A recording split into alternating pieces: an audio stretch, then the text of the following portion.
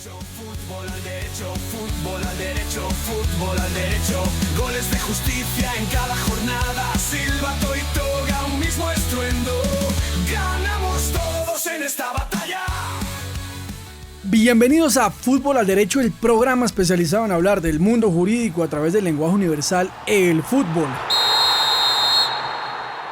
Mi nombre es Harold Cárdenas, abogado egresado de la Universidad Libre, especialista en Derecho Deportivo, y junto con mi colega docente egresado de la Universidad Libre, Sergio Lizarazo, queremos darles la bienvenida a nuestro quinto episodio de Fútbol al Derecho por la emisora Centenario de la Universidad Libre. Les recordamos que nos están escuchando a través de la página web de la emisora virtual Centenario, y este capítulo, una vez terminado, quedará alojado en la página a través de las pestañas de programas y episodios de la emisora virtual, donde encontrarán nuestro programa Fútbol al Derecho y ya. Solo es dar clic y escuchar los audios de nuestros distintos episodios. Además, queremos invitar a nuestra barra jurídica y futbolera a escribirnos a nuestros correos electrónicos futbol.alderecho@unilibre.edu.co e info@futbolalderecho.com. Pero si lo suyo es el formato podcast, estamos en Spotify como Fútbol al Derecho o en el podcast de la Universidad Libre. Estamos seguros de que la barra jurídica y futbolera seguirá creciendo en la totalidad de facultades de nuestra universidad y en sus seccionales. Como siempre, la invitación a suscribirse a Fútbol al Derecho en YouTube, así como en las distintas redes sociales donde nos encuentra así como Fútbol al Derecho. También recuerden que este espacio es una colaboración con FAD Servicios Legales Expertos en Derecho Deportivo, quien presta sus servicios en materia de consultoría y asesoramiento en Derecho Deportivo en Colombia y el exterior.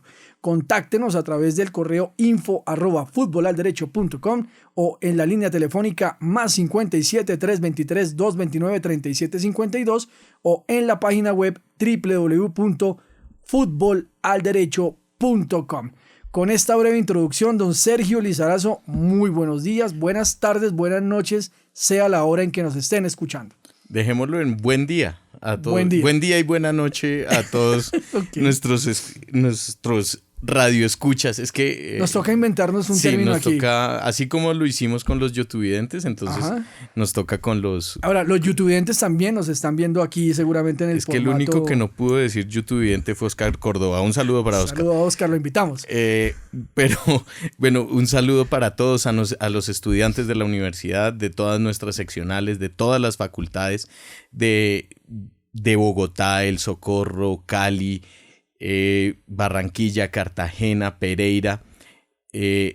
Un saludo para todos, para los profesores administrativos, a todos los compañeros, a nuestras familias. Un saludo para todos y gracias por estar acompañándonos nuevamente en Fútbol al Derecho. Bueno, don Sergio, ya con este saludo vamos a empezar entonces, y ahí le voy a pedir ayuda al gran Omar, que como siempre nos ayuda a la producción. Vamos con el editorial de Fútbol al Derecho. Bueno, tenemos este editorial de Fútbol al Derecho, Sergio, dedicado a usted y al equipo de sus amores. Ay, Dios. 84 años de Independiente Santa Fe, el león del fútbol colombiano.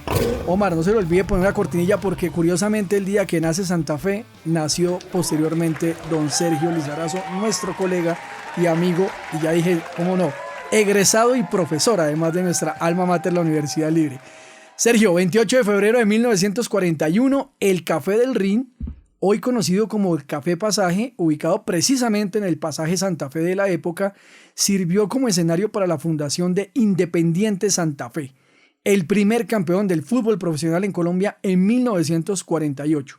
Y aquí me voy a tomar un atrevimiento, estimado Sergio, porque voy a leer el escrito de un gran colega, especialista también en Derecho Deportivo, pero antes de eso es hincha de Santa Fe. Mi amigo Juan Pablo Quiñones, a quien le envío un gran saludo y a quien le agradezco que me permitió apropiarme de su texto. Así que no soy hincha de Santa Fe, pero intentaré leerlo como si fuera uno más del equipo albirrojo, y luego le voy a preguntar a usted por su gran pasión Independiente Santa Fe. Así que aquí queda don Juan Pablo. Se llama así: un día cualquiera.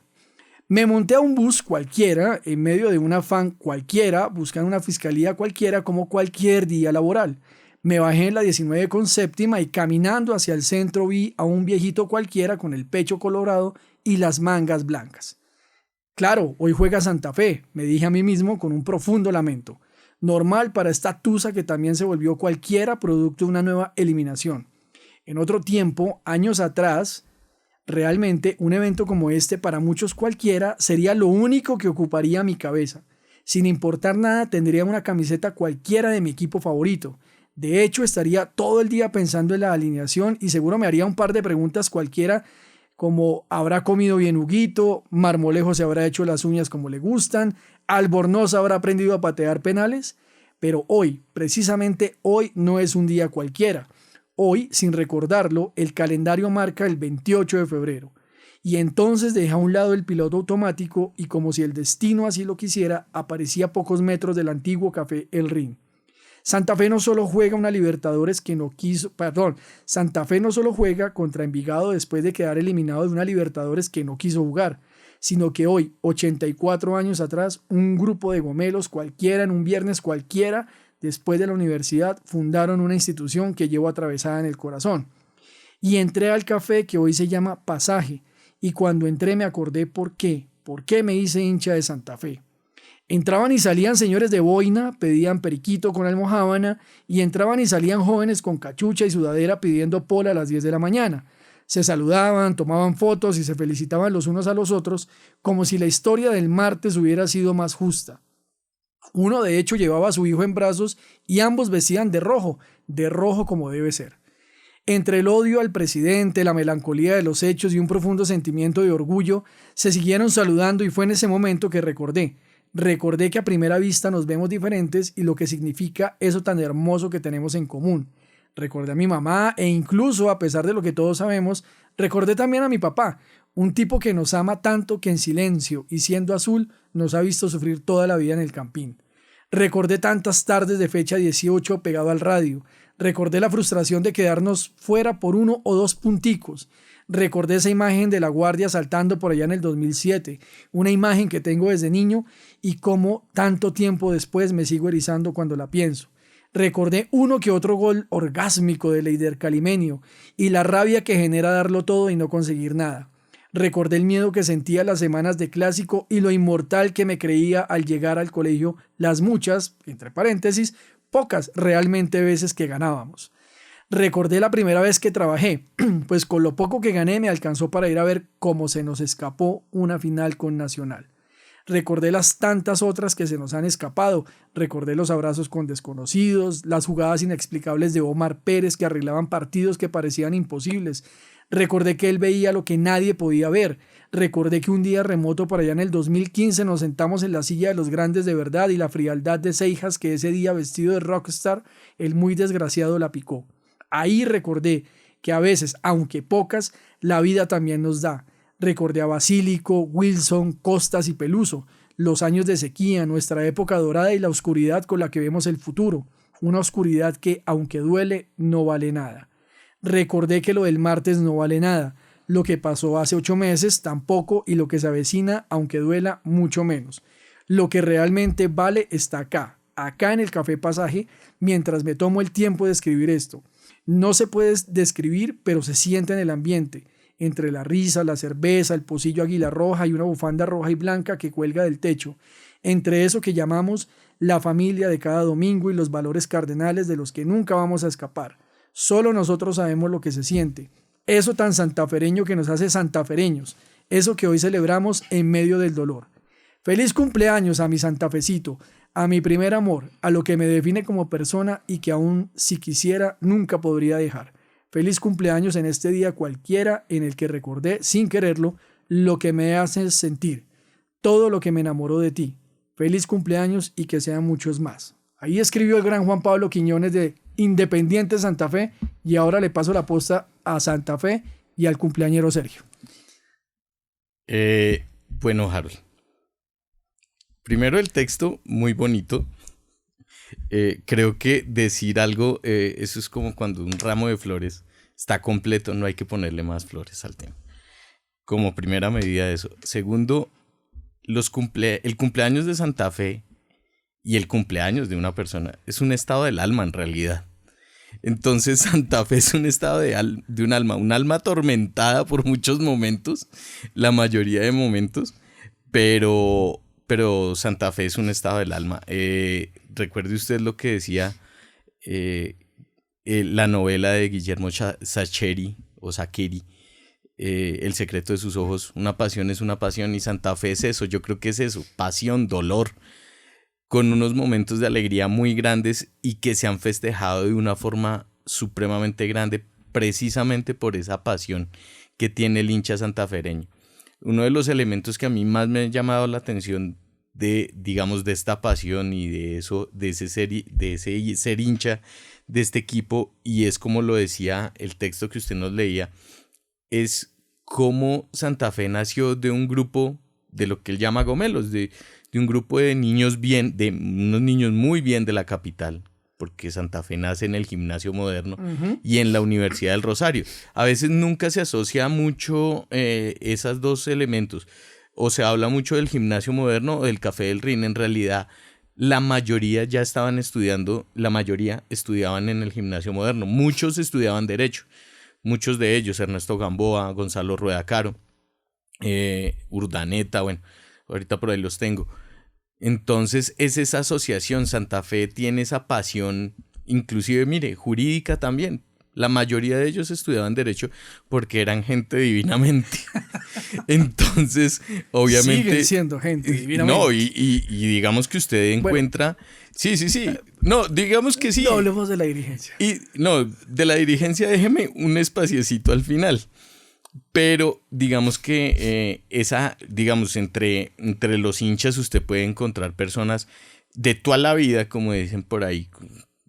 La mayoría de la familia Santos es hincha de Santa Fe. Digamos Eusebio de Mendoza, que fue evidentemente uno de los fundadores. Es decir, Santa Fe tiene un arraigo dentro de lo que es la capital por ese tipo de cosas, porque nació muy de acá, muy en una clase alta, en una clase dirigente.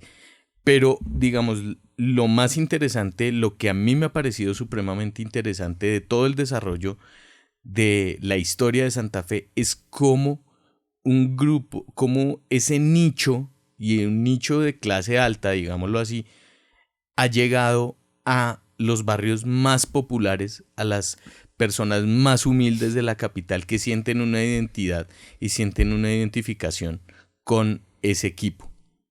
Ese aspecto social de Santa Fe a mí siempre me ha llamado la atención.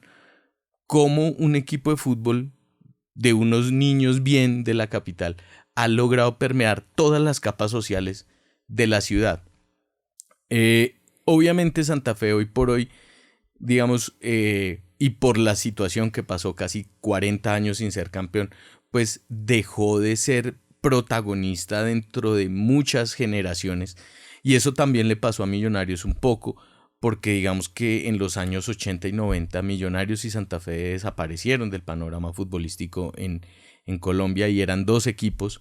De hecho hablamos aquí del América de Cali en uno de los episodios, pero ese nicho de Santa Fe se sigue manteniendo y se mantiene en todas las capas sociales de la ciudad. Entonces eso es para mí tal vez el fenómeno más importante de Santa Fe. ¿Cuál recuerda con más amor? ¿La estrella que vuelven a conseguir después de 34 años o la sudamericana? 37. 37, ¿sí? Es que yo le cuento. ¿O la sudamericana? No, yo le cuento. La séptima, que fue la del 2012, yo creo que no me había gozado nunca. Además porque no sabía qué era eso. Habíamos perdido la Conmebol con el América. Gracias a Jeffrey Díaz.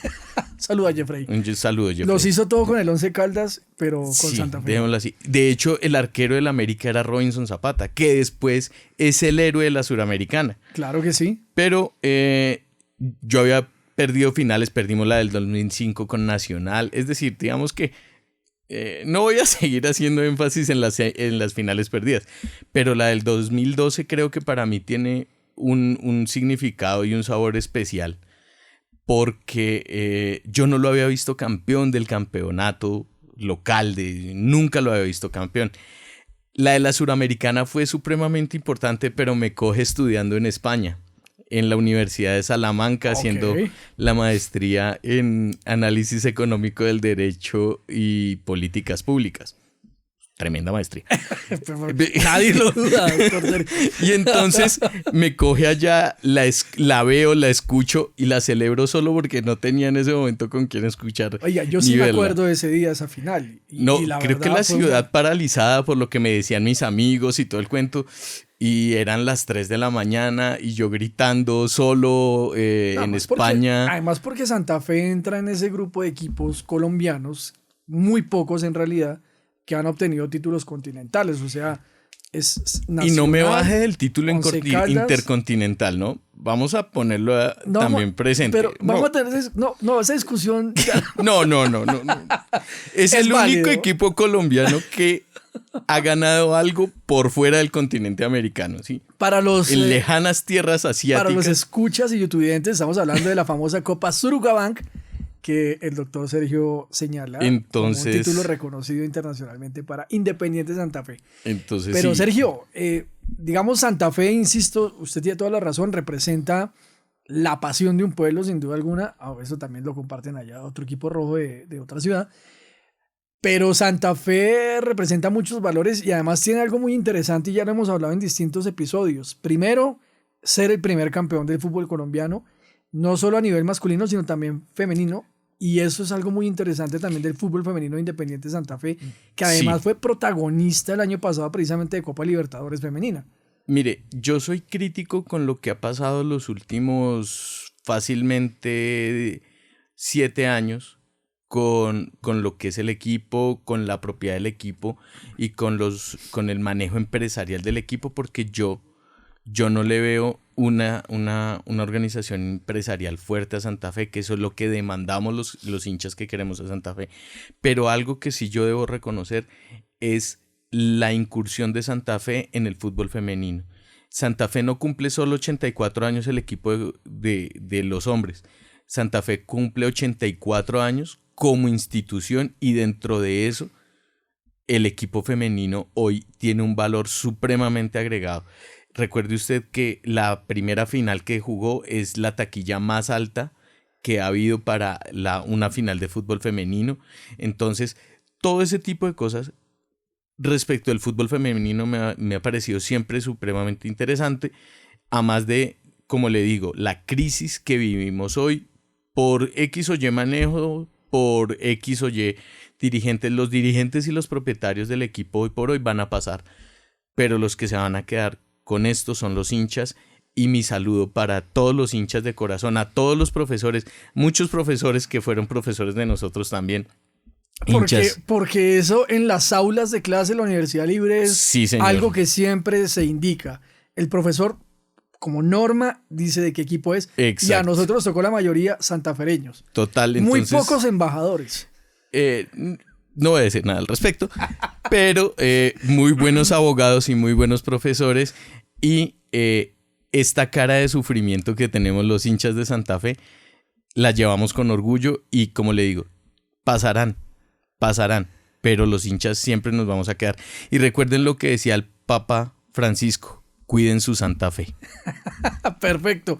A todas las personas que nos están escuchando, por supuesto, escríbanos a través de fútbol.alderecho@unilibre.edu.co e info@futbolalderecho.com y déjenos sus mensajes en estos 84 años de Independiente Santa Fe, el león del fútbol colombiano. Y si quiere enviarle un mensaje también al profesor Sergio, por favor hágalo también a través de ese correo. Dicho esto, don Omar, nos vamos con la jugadita de la semana.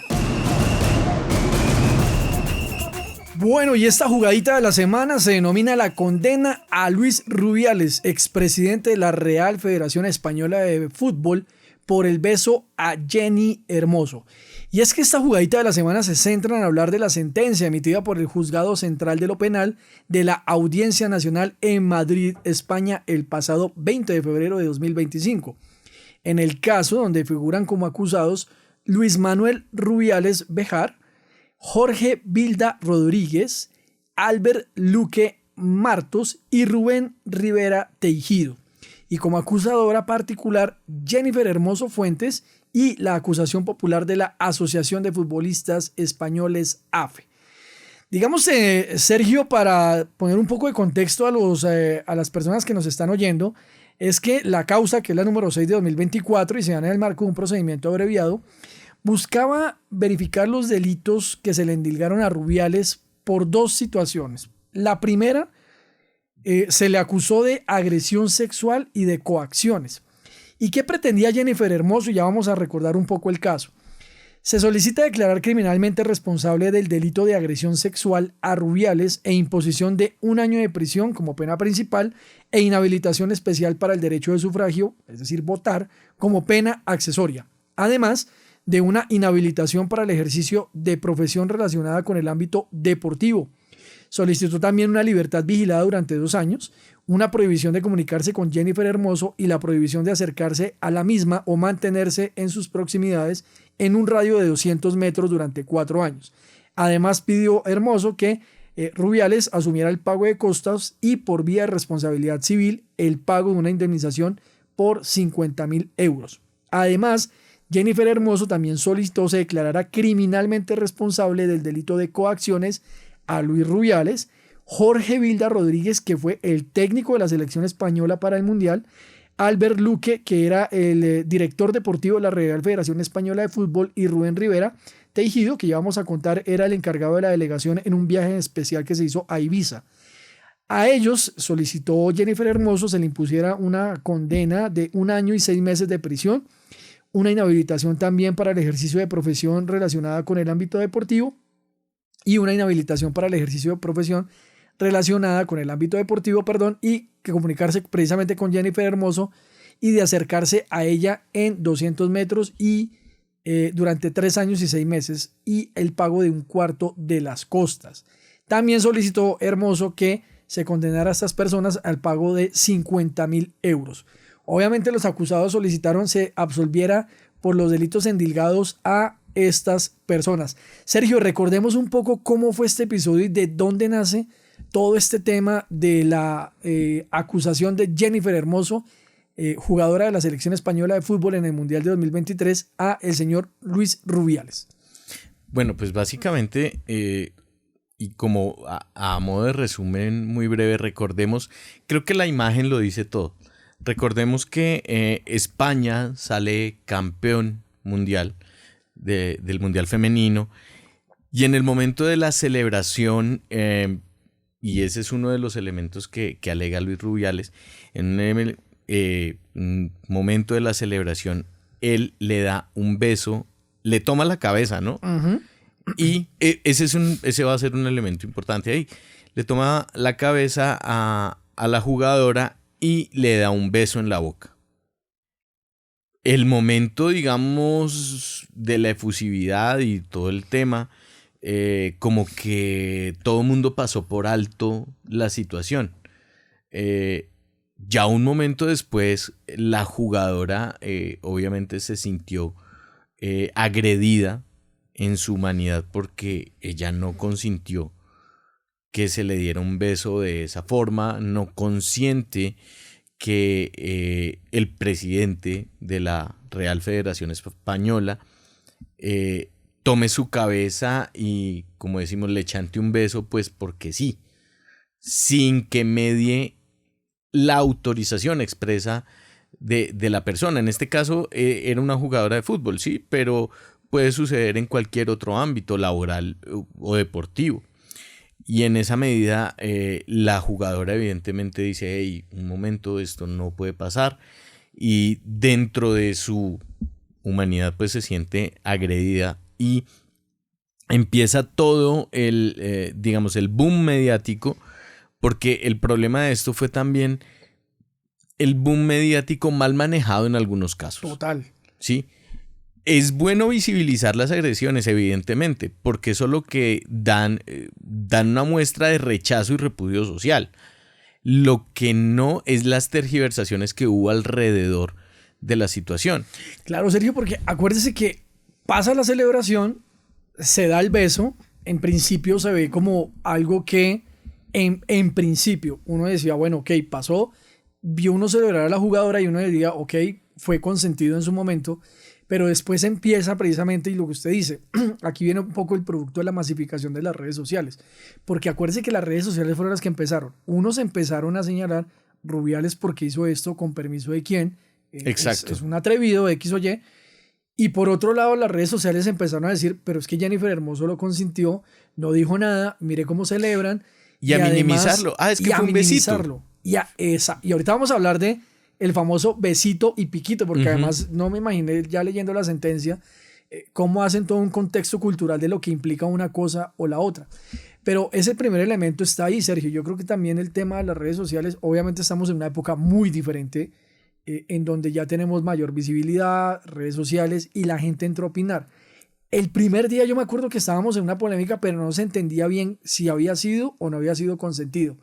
Después empieza a estallar el escándalo de a poco. Claro, porque es que en un primer momento, digamos que estábamos con el tema de la celebración, con que España campeón, pero ya después sale Jennifer Hermoso y dice, hey, yo nunca consentí esto, ¿sí? Y entonces ya, un momento. Y viene el segundo elemento que está ahí y tiene que ver mucho precisamente con ese boom mediático, y es la coacción, ¿sí? Ese segundo elemento del que ya vamos a hablar también cómo fue la decisión, pero empieza la coacción, es decir, cómo digamos, los implicados, y eso es lo que alega ella, empiezan a realizar una serie de actividades, ¿sí? A través del técnico de la selección, a través de directivos del fútbol español, a través de medios de comunicación que se prestaron también para esto, y obviamente con un poder que es visible, pues era el presidente de la Real Federación Española de Fútbol, entonces pues tiene un poder, digamos. Y una superioridad jerárquica. Claro, contra y ella. entonces arman, o no sé, digamos que podríamos decir que arman todo este boom mediático, primero para bajarle el tono a la polémica, y dos, para intentar que la jugadora desista de manifestar, digamos, su molestia en un primer momento sobre el tema y decir, no, esto fue consentido, y como decimos en Colombia, a tratar de bajarle la caña al tema. Sergio, y en efecto, como usted lo señala, digamos que entonces la causa tiene dos motivos. Uno, la agresión sexual entendida como el beso, y ya vamos a hablar de si en efecto haber dado ese beso sin consentimiento, el juez lo considera al final como una agresión sexual. Y por el otro lado está la coacción. Entonces tenemos en la memoria y en la retina de todos el beso que le da Rubiales a Jenny Hermoso y cómo se manifiesta la famosa coacción. Dice el fallo lo siguiente, que posterior a lo que pasa con esta acción del beso, ella habla, o más bien el señor Rubiales habla con Ana Álvarez Mesas, directora de fútbol femenino de la Real Federación Española de Fútbol, y le pide que al entrar a los vestuarios, Rubiales le dice que le diga a Jenny Hermoso que salga para hablar con él. En el pasillo del estadio, Rubiales le solicita a Jenny Hermoso, comillas, que llevara a cabo una declaración pública acerca de la aceptación por su parte del beso recibido, a lo que ella demostró su desacuerdo a realizar, cierro comillas. Después tenemos que camino al aeropuerto la hacen bajar del bus, en donde la esperaban Patricia Pérez y Pablo García Cuervo, responsables de prensa de la Real Federación Española de Fútbol, para que leyera un comunicado supuestamente de ella, para enviarlo a las noticias, y en ese comunicado leído por la jugadora, decía que ella y Rubiales, comillas, tenían una buena amistad y lo sucedido había sido debido a la efusividad del momento, que no había más que eso y que se quedaba ahí el tema, comillas.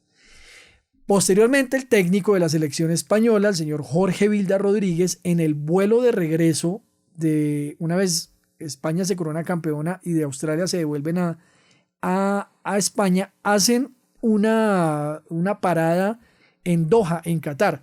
Y en ese curso del vuelo lo que indican es que el técnico de la selección española se acerca al hermano de Jenny Hermoso y le pide el favor que le diga que salga con Rubiales en Doha precisamente, haciendo un video conjunto explicando que, comillas, el beso había sido un acto consentido, restando la importancia, recordándoles que a Jenny le quedaba poco fútbol por la edad y la federación podía tener una deferencia con ella, pero que si la situación se enrarecía iban a caer cabezas y la cosa no iba a ir bien para ella ni para nadie, cierro comillas.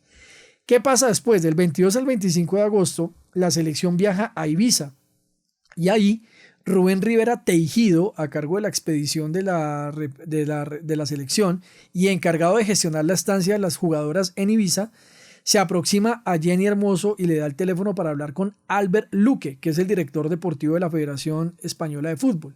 Ella se niega y remite a una amiga que se llama Ana Belén Ecube y hablar con él. Y Luque le manifiesta a la amiga de Jennifer Hermoso su deseo de hablar precisamente con Jenny y le dice a Ana que, comillas, si les ayudaban, Luis Rubiales devuelve muy bien los favores y no os va a faltar ni a ti ni a Jenny, dejando la posibilidad de desayunar los tres al día siguiente. Es decir que ahí es donde, como usted bien lo manifiesta, Sergio, el señor Rubiales, entre comillas, comete la agresión, luego de cometerla, utiliza a diferentes personas, entre esas el técnico de la selección española de fútbol, para que medien y que Jenny Hermoso se retracte de lo que pasó. Esa es la famosa coacción. Claro, y ahí hay dos elementos que son importantes. Primero, la utilización de personas a su cargo dentro de la Real Federación Española para intentar que Jennifer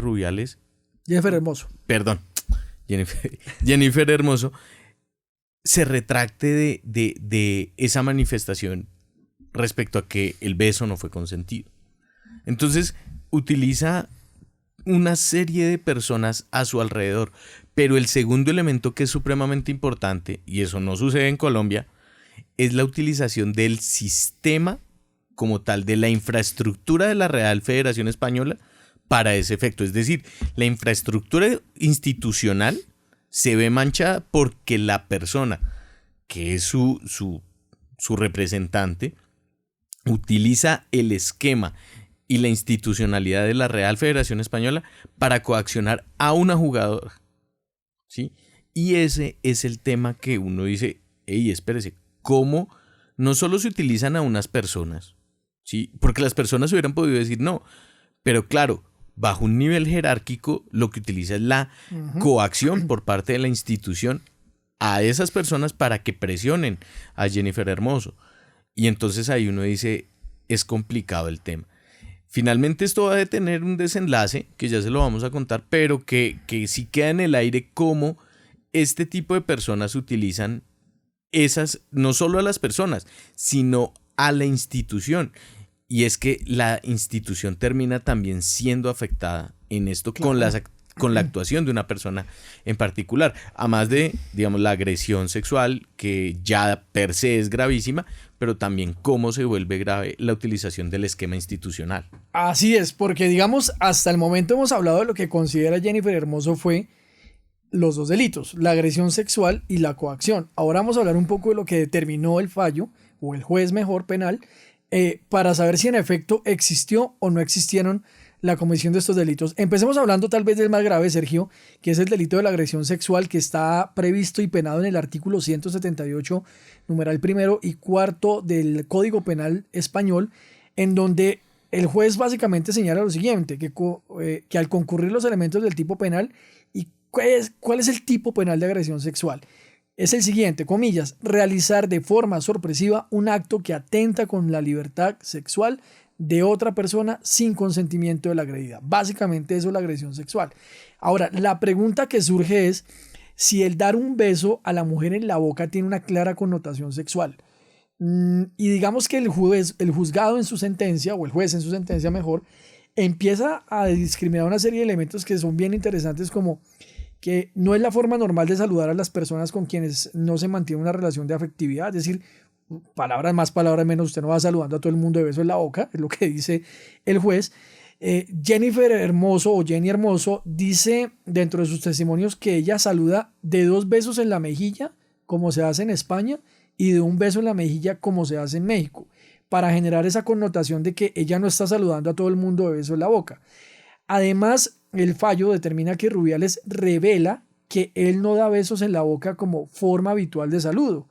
Y en la premiación se determinó y se pudo evidenciar, porque todo lo vimos, que Rubiales saludó a todas las jugadoras, excepto a Jennifer Hermoso, con abrazo y besos en la mejilla, que eso ya de por sí es un elemento pues característico de la situación que ocurrió. Considera el juez que Rubiales no logró explicar y menos justificar por qué con Jennifer Hermoso tuvo esa conducta, y en ese partido ella erró un penalti y dice el juez, pensemos que la quería consolar por haber errado el penalti, por haber perdido el partido. Pero primero, no se perdió el partido, y es enfático el juez en decir que por más que se quisiera consolar a una persona, esa no es la forma de hacer, ni es lo que dictamina la normalidad. ¿Qué dice el juez? Que para él es un elemento clave determinar si existió o no consentimiento por parte de Jenny Hermoso para consentir el beso dado por Rubiales, a lo que en el plenario es concluyente señalar que no fue así, porque indica el juez que Rubiales manifestó que le preguntó a la jugadora que si le podía dar un besito, y esta manifestó que vale. Sergio, y es que es bien interesante dentro del fallo el tema del besito y el piquito, porque uno podría pensar que esos elementos que en teoría son muy habituales, al menos en nuestro país, allá tienen una connotación, y me parecía interesante porque hasta tal vez uno tiene una concepción distinta. Allá el pico, tal como lo señala la sentencia, es el beso en la boca. Entre tanto, un beso es un beso, puede ser en la mejilla, o sea, en la frente, no sé. Entonces, cuando Rubiales dice, es que yo le pedí un beso, hasta en esa connotación, el juez entiende que el beso debía ser en otro lado, menos en la boca. Sí, digamos que aquí en Colombia es al Es contrario. al revés. Sí, el piquito es el toquecito de los labios, pero no con la connotación, digamos, del beso. O sea, para nosotros el beso es el beso. Ajá. ¿Sí? Por llamarlo de alguna manera. El problema, y digamos que uno de los temas ahí que digamos no entra dentro de eso, dentro del desarrollo, es uno, digamos, la conformidad. Es decir, es que yo no puedo, digamos, coger a piquitos, como en la sentencia, a alguien si no está de acuerdo con ello, ¿sí? Entonces ahí hay una forma de agredir a la otra persona. Y eso que no estamos hablando del acto libidinoso, porque el acto libidinoso también tiene una connotación mucho más fuerte. Y digamos que recordemos acá que aquí en Colombia hubo una polémica respecto de la condena a una persona que le tocó las nalgas a una mujer sin permiso, y la corte lo calificó como una injuria por vía de hecho. Sí, señor. Sí. Entonces, y caso famoso y que de mucha discusión jurídica, además. Claro, y que se desarrolló y que todavía hoy es de discusión en los estudiantes de derecho. Pero entonces sí, el juez dice, hey, una cosa es el piquito y otra cosa es el beso, que volvemos al tema que allá cambia. Y el beso, cuando él le dice, le puedo dar un beso, le dice algo así. Le dice textualmente, le dice, ¿te puedo dar un besito? Te puedo dar un besito, pues en la connotación española es, te puedo dar un besito, es decir, en las mejillas, los cachetes, pues, porque ese es lo que significa allá. Pero no, Esteban llega. El señor Rubiales todo lo hizo mal. Pero además porque el señor pretende decir, yo le pregunté a Jennifer si le podía dar el beso y ella me respondió que sí. Y aquí hay un elemento bien interesante porque se utilizó, entramos a clase de pruebas. Entonces era muy interesante porque eso que suele ver uno en los partidos de fútbol, y es cuando Messi se tapa los labios para que no lo para lean, hablar entre ellos. Para hablar entre ellos, porque la televisión se ha vuelto tan mediático el asunto que contratan gente para literalmente interpretar lo que ellos hablan, y son personas que saben leer los labios perfectamente. Y precisamente aquí hubo una prueba pericial de lectura de labios realizado por un intérprete de signos que analizó y concluyó que Rubiales dijo precisamente eso. El tipo se puso a ver un video en TikTok, además. Hay 2 videos, uno en TikTok que tiene mejor calidad, curiosamente, que el de la transmisión. Que el de la transmisión, y uno de televisión española. Sí, sí, sí. Entonces, traen el video de TikTok, el intérprete de signos dice, yo alcanzo a ver que en efecto el señor le dice, te puedo dar un besito, pero la jugadora está de espaldas y no se puede determinar si ella dijo sí o no. Exacto. Es decir, que ahí teníamos una situación en donde Rubiales decía que ella le había dado el consentimiento, pero probatoriamente no se podía determinar esa situación. Pero entonces ahí note que la valoración es en contexto, ¿sí? Y ahí es importante la sana crítica en el tema, porque la valoración debe hacerse en el contexto. Porque el contexto es que el besito es una cosa y el piquito es otra cosa. Y es lo que le dice el juez a Rubiales. Claro. Usted sabe que en España un besito, si ella le hubiera dicho que sí. En Colombia para que el piquito. Si ella le hubiera dicho que sí, acepto el besito, pues en efecto le da un beso en una mejilla. Claro. Si él le hubiera dicho aceptas un piquito y ella le hubiera dicho que sí, entre comillas, entenderían los dos que era un beso en la boca. Claro, entonces la valoración probatoria cambia en el contexto. En el contexto en el que estamos es que él le pide un piquito. Le dice, perdón, es que como aquí tenemos entonces él le dice, te puedo dar un beso. Aclaramos que nosotros no nos la pasamos pidiendo ni besitos ni piquitos. No, para nada. Pero entonces, el contexto es que él le pregunta, ¿te puedo dar un beso? Y en el contexto, y entonces note usted que ahí uno puede mirar todo el tema de las costumbres, de todo el cuento, y de la idiosincrasia de la sociedad española, un beso es el beso en la mejilla. Si seguramente lo que usted decía ahorita perfectamente, si él le dice te puedo dar un piquito, el contexto cambia. O sea, ya no es el piquito en la mejilla, sino el pico en la boca, pues. Ajá. Y ahí entonces hubiese cambiado la situación, independientemente de lo que ella hubiese respondido. Además, hay otra valoración interesante hablando de lo que usted señala precisamente del contexto. El contexto que me decía hasta ese momento, porque Jennifer Hermoso fue o la penúltima o la última jugadora que pasó. Es que, y lo señala el juez, él a todo el mundo y a todas las jugadoras les está dando besos en la mejilla. ¿Por qué con Jennifer Hermoso varía la situación? Y eso también hace parte del análisis. Y es lo que destaca el juez. ¿Qué lo motivó? ¿Cuál fue la motivación? Y él no la puede explicar en ningún momento. Y eso es lo que el juez al final dice. Sergio, para ir cerrando, el juez determina que en efecto esta situación particular de haber dado ese beso de manera no consentida sí generó una agresión sexual de menor intensidad porque no medió violencia, no hubo intimidación, ni tuvo a la víctima anulada de su voluntad. Rubiales, aun siendo el presidente de la Real Federación Española de Fútbol, determina el juez, no podía hacer prevalecer dicha condición ni su relación de superioridad respecto de la víctima y por eso consideraron entonces el juez que existió una agresión sexual. Y hablemos en esta última partecita del delito de coacción. El delito de coacción en el Código Español, también el artículo 172, numeral 1, determina que, comillas, al que sin estar legítimamente autorizado impidiere a otro con violencia hacer lo que la ley no prohíbe o le compeliere a efectuar lo que no quiere, sea justo e injusto. Básicamente, esa es la coacción. Y aquí hay un análisis muy interesante que hace el juez Sergio, porque él considera que el elemento principal de este tipo penal es la existencia de violencia o de una intimidación directamente dirigida a impedir a otro hacer lo que la ley no prohíbe o compelerle a efectuar lo que no quiere. Para el caso concreto, Sergio, y es bien interesante leer el fallo, porque ¿qué hace el juez?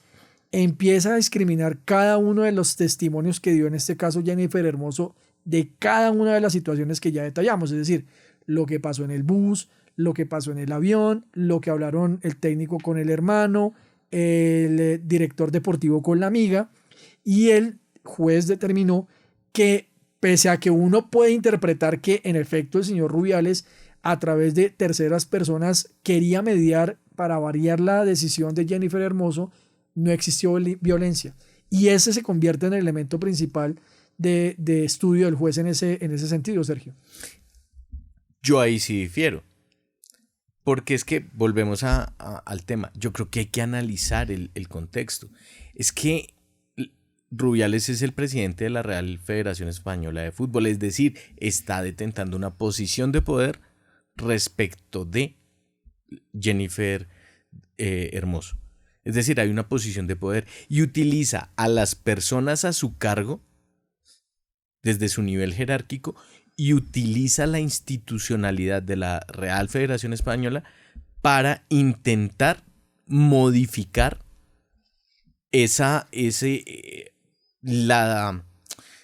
no sé, se me va en este momento la palabra, pero intentar que Jennifer no realice la denuncia ni tome las acciones legales.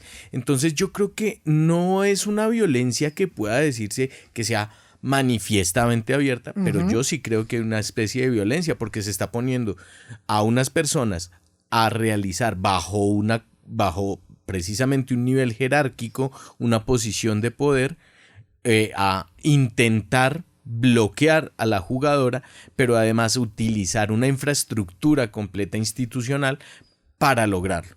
Y a mí me parece que ahí hay que mirar ese contexto en eso, porque ese tipo de cosas también determinan un halo de violencia, y en eso yo sí difiero de la sentencia. Sí, y en efecto, básicamente, al no evidenciar situaciones de violencia o intimidación, se absolvió finalmente a los acusados. Claro, la mancha queda, Sergio, porque imagínese el director técnico de España, después de haber logrado lo que logró, pasar al escarnio en convertirse en la persona encargada de intentar que la jugadora y figura de la selección española, una de las tantas, porque esa selección fue grandiosa y España sigue siendo muy grande en el fútbol femenino, cambiara su decisión. Bueno, al final entonces tenemos que el juez penal determinó, en el caso de Luis Rubiales, o de Jennifer Hermoso mejor, y de la Asociación de Futbolistas Españoles contra Luis Rubiales, tomó la siguiente decisión. Primero,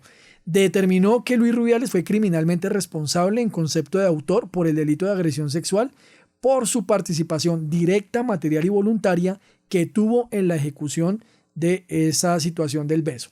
La pena por imponer, y entendiendo que un beso, como un acto esporádico del acusado, no precisa una rehabilitación especial del delito, se optó por parte de este juez por una pena pecuniaria de menor gravedad frente a la pena privativa de libertad. Es decir, accedió a generar una pena, pero no privativa de la libertad. Y al final determinó que se iba a imponer una pena de 18 meses de multa con una cuota de 20 euros por día con responsabilidad personal subsidiaria. Además, señaló que se prohibía que Luis Rubiales se acercara o se mantuviera en un radio de 200 metros y comunicarse con Jennifer Hermoso Fuentes durante un año. Además, no accedió al tema de los 50.000 euros, y ahí hace también una valoración bien interesante respecto al daño moral y si en realidad existía ese o no, y consideró que era una cifra bastante elevada, y al final condena a pagar como indemnización el marco de 3.000 euros que Luis Rubiales deberá abonarle a Jennifer Hermoso. Esto dentro de la parte civil, precisamente dentro del proceso penal. Y pues este fallo finalmente, don Sergio, es objeto del recurso de apelación. Seguramente el señor Rubiales tuvo que haber hecho objeto de esta figura jurídica para que en alzada pues se estudie este tema. Y sin duda alguna, Sergio, aparte de lo importante de este fallo, también es lo mediático y el mensaje que se le quiere enviar hoy en día al mundo del fútbol. Yo creo que más allá de las condenas, de si fue alta, de si fue baja, de la multa, lo que sí marca es un precedente respecto a este tipo de violencia y de agresiones sexuales.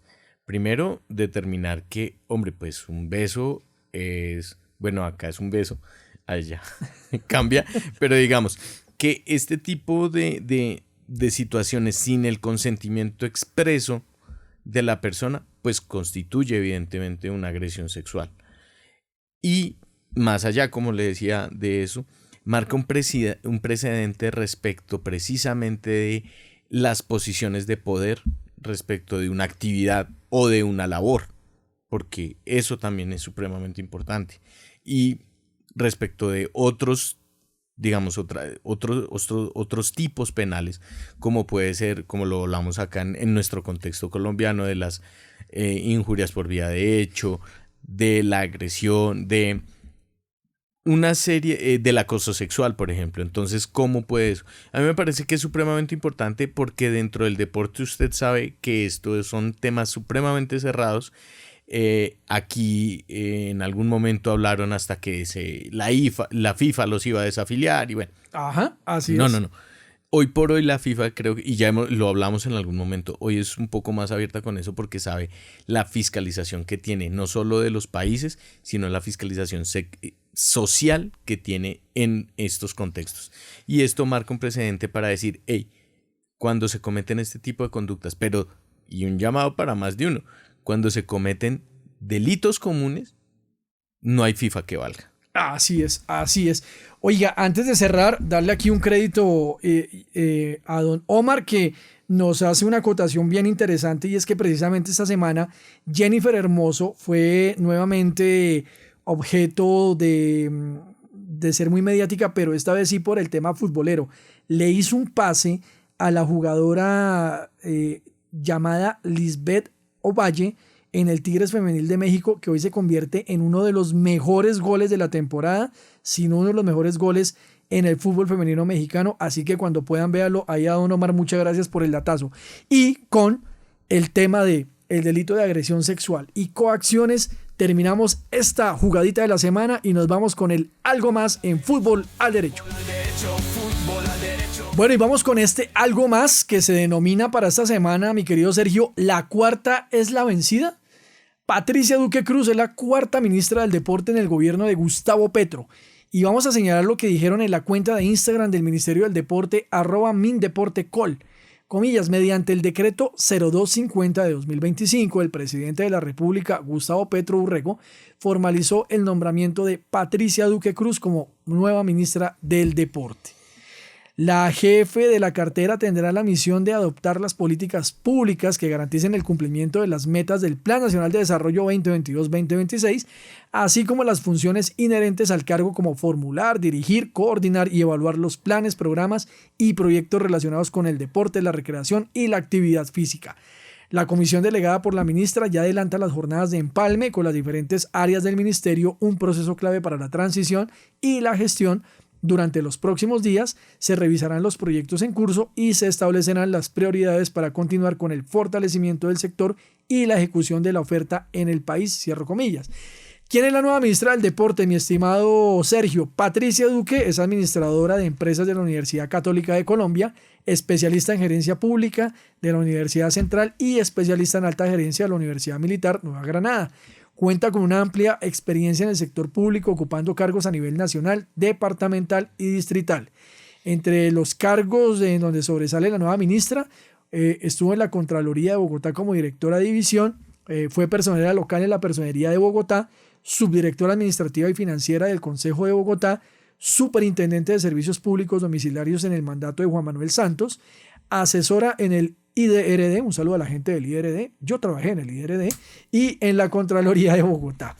Y hablemos, Sergio, ¿por qué decimos que es la cuarta la vencida? Porque a la nueva ministra la preceden 3 ministras en el gobierno de Gustavo Petro. María Isabel Urrutia, que estuvo del 7 de agosto de 2022 al 27 de febrero de 2023, sale lastimosamente en medio de escándalos muy complicados. Luego llega Astrid Viviana Rodríguez Cortés, del 7 de marzo del 2023 al 15 de febrero de 2024, sale por el tema de los Juegos Panamericanos y llega a reemplazarla la doctora Luz Cristina López Trejos, que estuvo del 5 de marzo de 2024 al 13 de febrero de 2025, además que también hace parte de esta casa de estudios y sale no por ningún tema de escándalos afortunadamente, pero sí dentro de todo este revoltijo que se presentó con el famoso Consejo de Ministros. Y de esta manera la pregunta es, Sergio, ¿la cuarta es la vencida? Pues esperemos que sí. Digamos que la nueva ministra, pues a más de haber sido asesora del IDRD, tiene un perfil más de gerencia, tiene un perfil más de administración. Lo que uno esperaría es que se empape muy bien de los asuntos deportivos en Colombia, que ya es bien complejo, que siempre ha sido complejo, que tiene unas demandas históricas, tanto de los deportistas presentes como de los que ya pasaron por ahí, unas demandas respecto de considerar al deporte también como una profesión que debe ser bien remunerada. Además de eso, de la presencia institucional del Estado en el deporte por fuera de las ciudades. Es decir, el contexto del deporte, podríamos hablar aquí muchísimo respecto de eso porque es muy complejo con unas demandas históricas. Es decir, lo que está sucediendo hoy no es que apareció en este gobierno, ¿no? Son unas demandas absolutamente históricas. El deporte finalmente, aún tristemente, pareciera considerarse como una profesión amateur, en donde no tiene esa connotación de una profesión real, verdadera, como lo es cualquiera de nuestras profesiones. Entonces esperemos que esta vez, y ya por estos 2 años que quedan de gobierno, ¿no? Esperemos. Es que eso es lo otro. Que el tiempo se está agotando una cartera y las ministerial ejecuciones. no puede estar así. No, y que el tiempo se está agotando y las ejecuciones han sido complicadas. Y uno entiende también, y digamos que no vamos a entrar ahí en eso, pero uno entiende también los contextos en que se ha desarrollado. Pero sí necesitamos, digamos, una estabilidad y un desarrollo de política certera en lo deportivo en el país. Ahora, concuerdo con usted en el tema del perfil gerencial, que es importantísimo, máxime en un ministerio en donde este año le va a tocar algo muy complicado y es el tema de el presupuesto, que se redujo considerablemente para el deporte, pero bueno, eso ya tendremos la oportunidad de revisarlo a profundidad en otro capítulo de Fútbol al Derecho. Don Sergio, para cerrar, una mini ñapa en nuestro algo más. Usted me está diciendo, hablemos de los juegos de Ascun. Sí, señor, pues ya pronto van a iniciar los juegos de Ascun, que es la Asociación Colombiana de Universidades, y pues obviamente nuestra universidad, que tiene un legado histórico en los juegos, pues va a participar en esta oportunidad. Simplemente por ahora le voy a dejar las disciplinas en las que vamos a... Esa palabra no la utiliza ningún periodista deportivo. Pero sí vamos a hablar le voy a decir en cuáles disciplinas deportivas vamos a participar. Vamos porque pues obviamente que porque nos van a llevar. No, y hacemos parte de esta casa de estudios y obviamente allá estaremos apoyando a todos nuestros deportistas. Si la gente de la Universidad Libre quiere que vayamos a comentar, con todo gusto. No, y vamos a narrar allá desde nos vamos con Omar allá que haga toda la producción. Obviamente desde el Monumental de la 53 con Rojas. Entonces, bueno, pero le cuento, Harold, mire, atletismo femenino y masculino. Vamos a participar en judo, también femenino y masculino. En levantamiento de pesas femenino. Peso. ¡Carajo! Natación femenino, natación masculino. Taekwondo femenino y masculino. Taekwondo, muy buen... Digamos, nosotros los veíamos practicar. Sí. La universidad tiene un legado en taekwondo importante. Lo mismo que en tenis de campo y en tenis de mesa. Tanto masculino como femenino. Yo solo practico el tenis de mecha. Yo vi unos cuantos boxeadores, pero en la 53. Sí, digamos que se presentaban. Generalmente los viernes. Sí, generalmente. Y lo que le digo, el tenis de mecha sí era muy común en esto. Baloncesto femenino y masculino. Cracks. Disco masculino. Fútbol femenino y masculino. Fútbol sala femenino y masculino. Y voleibol femenino y masculino. Entonces, pues muchos éxitos. Muchos éxitos. A la delegación. A todos nuestros deportistas de la universidad. Esperamos de ustedes la mejor participación, que los triunfos van a llegar, seguramente. A los ganadores los vamos a entrevistar aquí en Fútbol al Derecho, quedan comprometidos. Y con esta información, y envíenle sus mejores mensajes a la delegación unilibrista a través del correo futbol.alderecho@unilibre.edu.co info@futbolalderecho.com. Y con los juegos de Ascun, la ministra del Deporte, el caso Rubiales y el cumpleaños de Independiente Santa Fe, estamos cerrando nuestro 5º episodio de Fútbol al Derecho en la emisora virtual Centenario de la Universidad Libre, y la invitación es para que el próximo domingo nos escuchen también a través de Fútbol al Derecho en YouTube, con un nuevo programa en nuestro canal Fútbol al Derecho. No siendo más, don Omar, despidamos como siempre. Nos encontramos el próximo viernes a la misma hora y en el mismo lugar. Chao, don Sergio. Nos vemos, Harold, y a todos un saludo y a toda la universidad. Un saludo a mi mamá, hincha santafereña. También. Chao.